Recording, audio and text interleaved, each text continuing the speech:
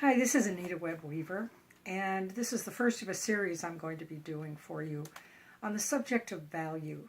Lately, I've been reflecting a lot about value, what it is, how we experience it, who has value, what's valuable to us, who is valuable to us, and the importance of feeling a sense of personal value in our own lives. You know, for over 15 years, I was a career consultant. And during that time, I worked with literally thousands of people from every level to, like, from janitors, administrative staff, all the way up to CEOs. And you know what? Not once in that whole time, working with all those people, did anyone come in and say to me clearly, confidently, and right away, what they thought their value was, what they brought to the table, how they made things better or different for other people. It was astounding to me that people couldn't do it. And instead what I got was hesitation, embarrassment, a sort of a shyness, even from the most accomplished people. Well, I'm not really, I know I did some things, but I was just doing my job. They had no idea how to articulate and own a sense of what they brought to the world, how they made things better in a different way for the people around them, for their companies, for their clients, for their customers, for themselves, for their communities, for their families. They couldn't own it, and it was shocking to me. So my job at that point was to help them parse out and identify what value they brought. Usually what they would say is, I don't really want to talk about that because it feels like bragging. There was this sense of embarrassment, a sense of I can't own it, because if I own it, then it's bragging and I'll become egotistical.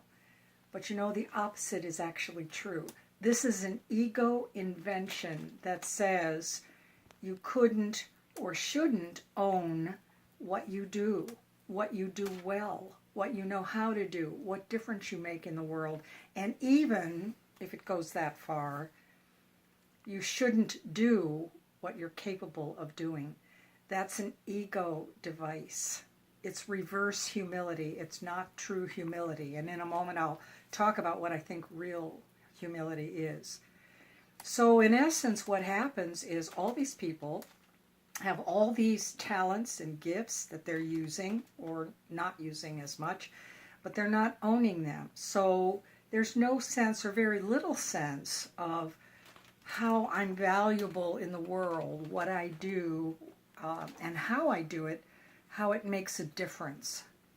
So the false humility comes from, as I said, it comes from the ego.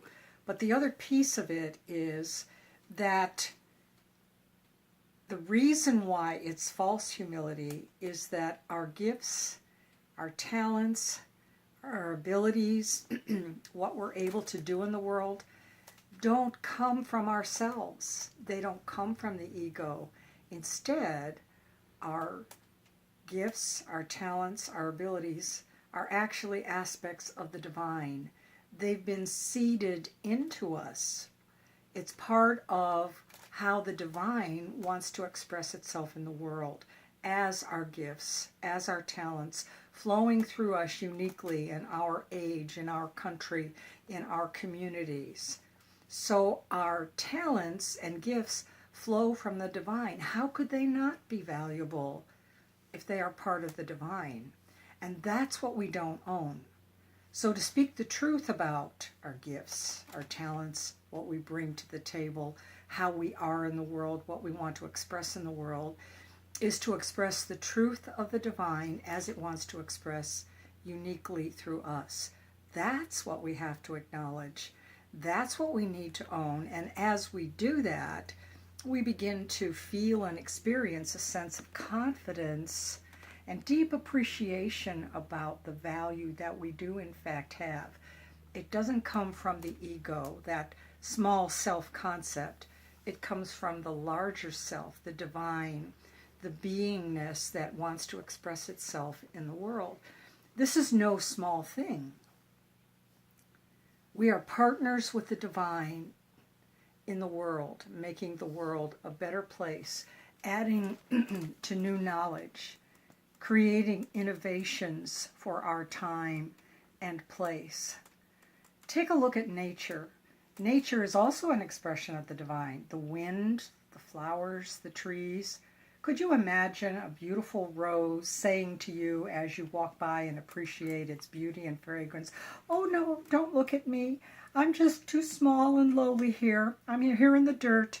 You don't really look at me. I'm just kind of, hello." No, the rose blossoms. Even the small, shy wildflowers along the edge of the forest path that we walk bloom.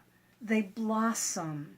They reveal their fragrance. They reveal the beauty that they have and the very shades of colors that they provide for us to admire. We want to admire them. They want to be admired.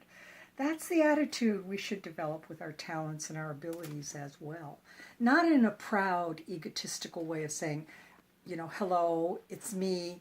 I'm the only one that has these talents and you don't, poor you. But in the sense of, this is what my God-given abilities are, and I'm developing them for you and for me. We need to blossom as the flowers do because that's part of our value, and that's part of how we sense and appreciate our own value in the world. So one of the things that I was thinking about as I thought about this is one of my favorite quotes. It was etched on the auditorium wall of the college that I went to. It's a beautiful quote. I believe it's from St. Paul. It's in Latin, and it says, "Ecce omnia facia nova." And when translated, that means, "Behold, I make all things new." And it's true. Spirit, or the divine, is always expressing itself in new ways in every age. There was the Renaissance, there were the scientific inventions, there were new innovations in knowledge and information and the healing arts and music and all the creative endeavors. And it's new in every age, and that's what the divine wants to do, is express itself in new ways in every age, in your town, in your country, in your city, in your life, for the benefit of your family, your community, and you yourself. Spirit is always making all things new.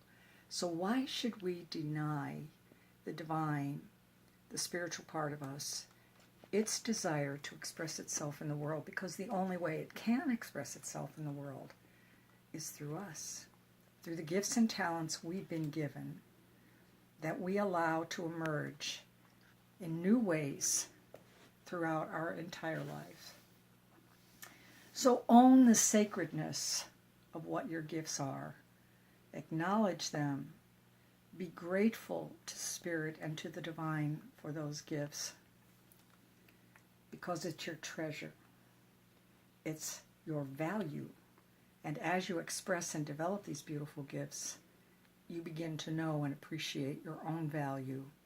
You feel valued. You know you have value. You are value. It's your treasure. So thank you for watching today. Next time, I would like to talk a little bit about value distortion. Thank you, and go and appreciate your gifts.